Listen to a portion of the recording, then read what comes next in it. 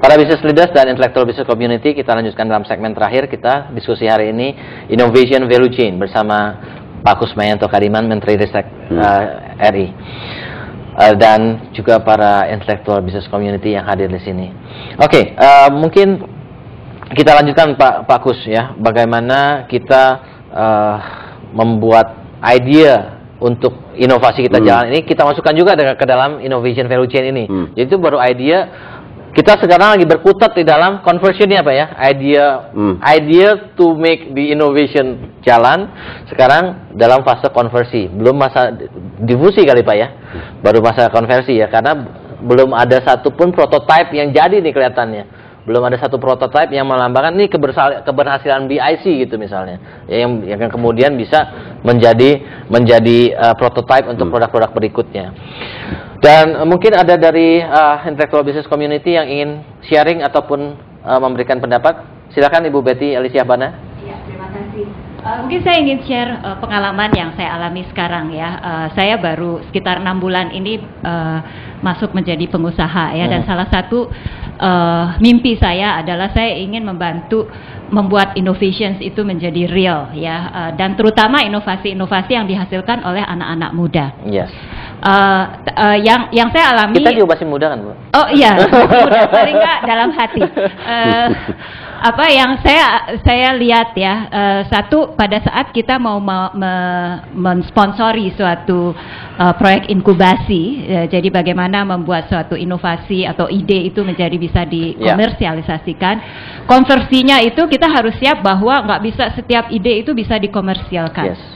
Jadi kita harus siap dengan itu. Jadi selectionnya harus kuat Bu ya? Selection harus kuat, dan yang kedua jangan ekspektasinya harus benar. Jangan menganggap bahwa semua inkubasi itu akan berhasil. 100% berhasil. Karena kalau itu yang dijadikan ekspektasinya seperti itu, ya udah kita akan merasa gagal atau kita salah plan dari segi financialnya. Itu satu. Yang kedua, yang kita lihat di sini, saya sekarang ini berusaha untuk menjadi angel investor, tapi tentunya ada batasan ya yang saya bisa lakukan. Nah, karena saya melakukan itu, ada banyak anak muda datang kepada saya ya. Jadi saya berusaha, karena saya nggak bisa ambil semua, saya berusaha cari ke mana sih channel yang bisa saya pakai untuk itu. Ternyata beberapa orang private equity company ya yang saya hubungi, mereka itu lebih tertarik ke resource based project ya, mereka kurang tertarik ke arah yang sifatnya technology based innovation. Mungkin dianggap karena resikonya terlalu besar ya, conversion tadi antara yang ide yang bisa dikomersialkan itu terlalu kecil. Jadi kalau dan saya pikir memang kalau orang lihatnya purely komersial, memang jadi orang lebih cenderung untuk ambil yang jangka pendek, yang sukses rate-nya jauh lebih tinggi. Nah, itu sebabnya sekarang ini untuk merangsang lebih banyak inovasi dari Indonesia, saya lagi berusaha untuk meyakinkan banyak orang-orang yang atau konglomerat yang sudah lebih sukses untuk spare some funding untuk membiayai, untuk invest ya, atau experimenting di dalam melakukan inkubasi ini. Jadi itu barangkali. Tapi sebenarnya buat para investor itu sebenarnya gampang aja sebenarnya, if you can provide a model that shows them bahwa apa yang mereka invest itu akan return, mereka akan lakukan kok. Mungkin masalahnya model itu aja belum ada begitu. Kita mindsetnya tidak terbiasa untuk melihat seperti itu. Jadi mindsetnya itu terbiasa untuk melihat bahwa sekarang saya invest, dalam waktu dekat uangnya balik. Padahal kalau teknologi based innovations itu makan waktu. Makanya ada venture capitalist ya di luar negeri yang sebetulnya melakukan itu. Di sini belum ada, dan kalaupun ada itu konsepnya masih ya itu mau cepat. Mau cepat ya. Time frame-nya tidak sepanjang negara-negara yang lebih maju gitu ya. Itu betul. Mungkin itu satu. Ya si 3 to 5 years harus sudah balik gitu ya, seperti itu ya. Itu satu. Yang kedua juga memang harus diakui anak-anak muda kita tidak terbiasa berpikir bisnis. Mereka terbiasa berpikir teknisnya saja. Untuk membuat business model ya memang harus dibantu. Jadi itu yang saya amati sekarang. Dan saya pikir any point you want to say?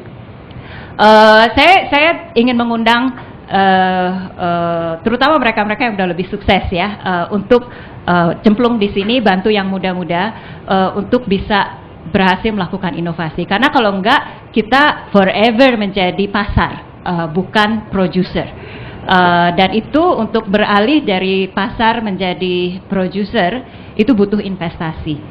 Dan saya rasa kita perlu share the responsibility and the investment di sini. Good point ya.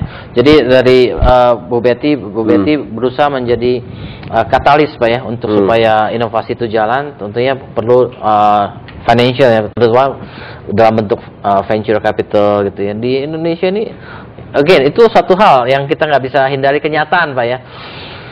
BIC mencoba untuk menggabungkan tiga itu, tapi nggak ada uangnya juga nggak jalan juga Pak. How do you? Ya, kalau kita lihat dari pemerintah memang ada beberapa hal. Saya ingin sentuh poin yang diangkat oleh Bu Betty tentang venture. Jadi venture itu kan bukan hanya uang aja ketersediaannya. Kita pernah Indonesia dengan sungguh-sungguh chip in melalui PNM. Itu semula adalah venture. Tapi jangan lupa, uang saja nggak cukup. Harus ada mesin yang juga mengerti tentang venture itu. Yeah. Jadi kalau misalnya uangnya ada, perusahaannya dibuat sebagai venture capital company, tapi kemudian pelaku-pelakunya adalah conservative bankers. Yang nggak jalan juga. Yeah. Jadi semuanya menurut saya itu. Nah, kalau itu seperti sirkuit kemelut, di mana kita mesti mutus? Nah itu yang saya katakan. Apa yang bisa dilakukan pemerintah itu udah betul. Bahwa katakan kita chip in uang. Tapi yang tidak kalah pentingnya juga untuk menghidupkan venture itu adalah melalui insentif. Apakah direct fiskal maupun non fiskal insentif. Misalnya untuk mengurangi apa yang Bu Betty katakan tadi, risiko. Perusahaan-perusahaan besar, pemain-pemain besar yang ingin ikut membiayai venture itu dikasih insentif. Misalnya apakah tax insentif atau kan dalam bentuk-bentuk yang lain. Ini salah satu wujud yang kami upayakan. Udah mulai keluar peraturan-peraturan pemerintah yang terkait, termasuk juga di dalam undang-undang pajak yang baru. Salah satunya yang saya ingat luar kepala, bagi perusahaan-perusahaan yang memulai teknologinya yang sifatnya frontiers, itu sistem pajaknya berbeda dengan yang ada teknologi yang konvensional yang sudah itu sudah dilakukan. Kemudian menurut saya generik ada rasa orang nggak berani invest di sesuatu yang nggak pasti. Saya pikir sih normal, manusiawi banget ya. Bukan hanya di negara berkembang, di negara-negara maju juga seperti itu. Karena itu kita lihat di negara-negara maju pun bursa itu dibagi dua. Ada bursa yang memang relatif konservatif, ada yang memang rada berani bermain dengan risiko. Jadi ini apa kita bilang Nasdaq misalnya salah satu. Ini upaya-upaya. Nah, bisa juga sang inovator atau sang idea generators ini mencari ide-ide yang memang membuat si investor itu suka. Misal saya ambil contoh yang menarik.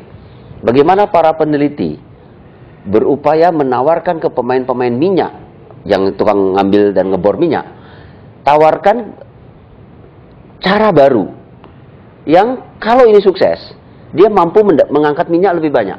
Nah dengan demikian dia mulai ada, feelingnya ada, aku berani, aku ngerti kok bisnis itu. Jadi masuk. Ide yang saya maksud adalah dua gagasan, bagaimana masukkan surfaktan yang membuat minyak itu terpisah dari bebatuan, sehingga lebih gampang dikeluarkan. Cara yang kedua, peneliti mengatakan, kalau kita suntikkan ke dalam sana, bukan hanya lumpur untuk bor, tapi bersama lumpur bor itu kita masukkan juga mikroba yang suka menggerogoti batu, sehingga kalau batunya digerogoti, minyaknya lepas. Itu ditawarkan. Beberapa perusahaan besar ini mulai ngerti, oh aku bisnisnya ngerti, saya ngerti peluangnya, risikonya berapa besar. Nah tinggal dia hitung-hitung, dia berani. Baik. Nah ini contoh bagaimana ide conversion, kemudian ada pihak untuk diffusionnya yang memang pemain-pemain lama. Yang kita sentuh adalah bidangnya dia. Menarik sekali diskusi kita, tetapi karena waktu kita harus menyudahi diskusi kita hari ini, yaitu Innovation Value Chain. Dan kita belajar hari ini bahwa di Indonesia tantangan untuk berinovasi sangat tinggi karena kita lihat negara kita banyak menjadi market dibandingkan sebagai inovator, produser untuk dimarketkan kepada negara lain. Dan kita belajar bahwa seringkali kita banyak ide tetapi conversion kita lemah, kemudian diffusion kita juga banyak masalah karena masalah kepercayaan lokal terhadap produk bangsa sendiri, ya. Dan di sini kita lihat bahwa ada upaya dari Menristek bersama dengan para businessmen untuk membuat satu yang dinamakan Business Innovation Center yang untuk menggerakkan mesin inovasi ini supaya lebih cepat di Indonesia ini. Dan karena ide ini kita baru, itu juga masih baru sampai level idea generation and trying to convert now. Ya, mudah-mudahan dalam tempo singkat udah mulai diffusion dan udah mulai kelihatan hasilnya. Dan memang salah satu hal yang kita lihat adalah faktor financing di sini sangat penting, bahwa untuk sampai pada idea generation kemudian sampai dengan jadi produk yang beneran marketable itu perlu uang. Dan bahkan untuk ide ini bisa jalan pun perlu uang, ya. Jadi seperti BIC sendiri pun harus mendevelop satu bisnis model supaya itu bisa mengenerate money, supaya itu bisa hidup.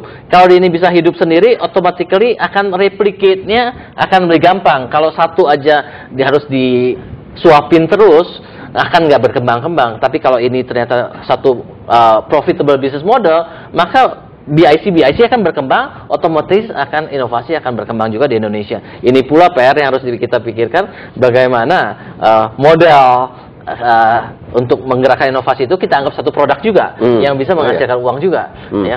Jadi buat para CEO ada pesan juga dari Betty Alicia Bana untuk bagi Anda ikut berperan di dalam menggerakkan inovasi di Indonesia ini untuk menyisihkan sebagian dari saving Anda ataupun saving perusahaan Anda untuk menjadi inkubator, menjadi uang yang merangsang inovasi di Indonesia ini. Tentu aja Anda harus melihat juga business plan-nya, ya, tentunya harus menguntungkan juga, ya. Oke, baik, para business leaders dan CEO reference dan intellectual business community, kita harus akhiri diskusi kita hari ini berjudul Innovation Value Chain, dan kita sangat berterima kasih atas semua partisipasi Anda dan terutama kepada Pak Kusmayanto Kadiman, Menteri Riset dan Teknologi Republik Indonesia. Terima kasih. Kita beri tepuk tangan.